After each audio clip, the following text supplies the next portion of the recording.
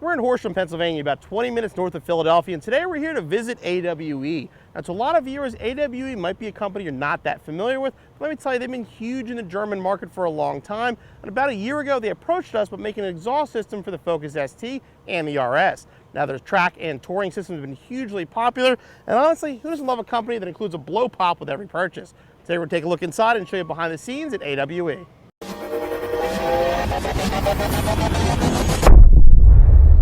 Hey guys, how you doing? My name is Jesse Kramer. I am Vice President of Marketing at AWE.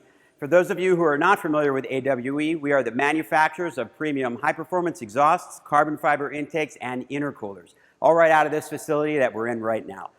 We've been around for about 27 years, the first 25 of which we were very well known and are very well known in the European vehicle space. Well, about 2 years ago, we jumped into the domestic vehicle space. We absolutely are loving working with the Ford Focus ST and CJ Pony Parts to get those products out to you all in the market. And very soon, we're going to be going into an exciting new line of off-road components as well.